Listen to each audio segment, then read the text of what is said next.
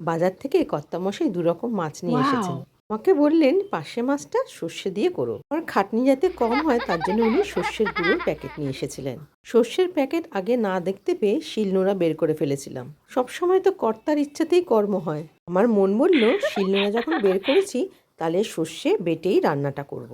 আজ না হয় গৃহকর্ত্রীর ইচ্ছাকেই প্রাধান্য দেওয়া হোক। আর হ্যাঁ, এই রান্নার গুতোয় আজ সকালে ব্যায়াম করা হয়নি, তাই ভাবলাম শিলে সর্ষে বাটলে একটু শরীরচর্চা হয়ে যাবে। কর্তাকে খুশি করার জন্য ভালো করে রান্না করব বলে নিজের মাথা ঠান্ডা রেখে মাছ ভেজে নিলাম।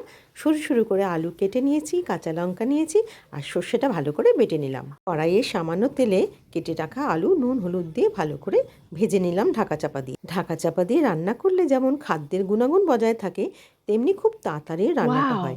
আলুগুলো দেখো খুব তাড়াতাড়ি নরম হয়ে গেছিলো। এরপর কালো জিরে ফোড়ন দিয়ে ভালো করে নাড়াচাড়া করে নিলাম আর সামান্য জল দিয়ে নাড়াচাড়া করে লিড দিয়ে আবার ঢাকা দিলাম। এবার ঢাকা খুলে দেখলাম আলুগুলো প্রায় নরম হয়ে এসেছে। আর এদিকে আমি সর্ষে বেটে নিয়ে ভালো করে ছেঁকে নিয়ে জলটাকে আলাদা করে রেখেছিলাম। তার মানে তোমাদের বোঝাতে চাইলাম যে সর্ষে বেটে যে ছিবড়েটা হয়েছিল সেটা কিন্তু আমি ঝোলের মধ্যে দিলাম ওয়াও! না। এইভাবে সর্ষে বেটে তুমি যেরকম তরকারি করো না কেন কোনো পেটের সমস্যা হবে না। এবার আমার রান্না একদম শেষের দিকে। আলুগুলো ভালো নরম হয়ে গেছে, ঝোলটা ফুটেও রেডি হয়ে গেছে।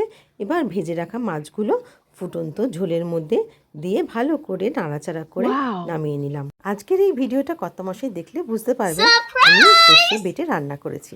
উনি খেয়ে কিন্তু বলেছিলেন অসাধারণ হয়েছে। তোমাদের কেমন লাগলো অবশ্যই জানিও কিন্তু।